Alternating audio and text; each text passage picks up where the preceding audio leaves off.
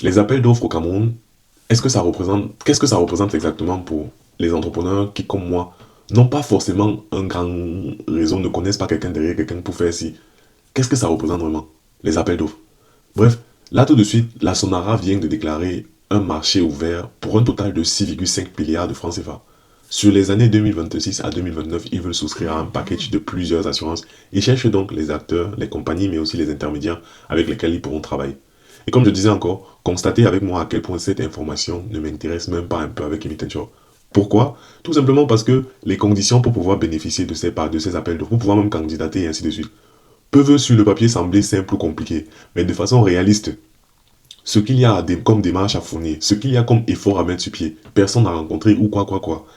Dans les réalités du Cameroun à l'heure d'aujourd'hui, je ne sais pas si beaucoup d'entrepreneurs peuvent se placer devant la caméra et dire que voilà, tu suis cette procédure-ci et tu arrives à gagner un marché, un appel d'offres, comme je vois même certains de nos influenceurs ou bien certains grands frères raconter.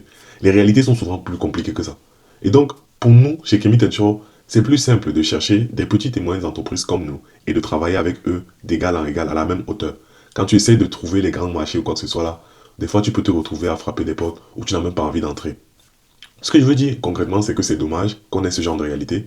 C'est déjà une très belle chose qu'ils fassent des appels à projets pour donc augmenter le volume de marché d'assurance au Cameroun et donner de l'emploi aux gens. Ça, c'est formidable. Mais moi, je proposerais peut-être qu'on prévoit aussi des guichets spéciaux qui obligent de pareilles entreprises. On parle là de l'unique raffinerie du Cameroun. Donc, on doit obliger de pareilles entreprises, ces grandes entreprises, à aussi collaborer avec des petites et moyennes entreprises, avec donc des programmes spéciaux adaptés à nos réalités aussi en tant que petites et moyennes entreprises. Ne pas nous demander la même chose qu'ils demanderaient à d'autres grandes entreprises comme eux. Mais pour en arriver là, il faudrait certainement que l'État prenne ses responsabilités. C'est l'exemple en Allemagne, hein. En Allemagne, une grande entreprise comme Mercedes qui veut collaborer avec Emit Shaw, ils savent que sur l'impôt qu'ils vont déclarer à la fin de l'année, il y aura moins d'impôts, il y aura moins d'impositions en fait. Ça fait que c'est aussi intéressant pour eux. C'est la même chose que l'État fait en proposant à ces entreprises-là aussi moins d'impôts lorsqu'ils recrutent des élèves, des étudiants pour leur proposer des apprentissages en dual et tout ça et tout ça.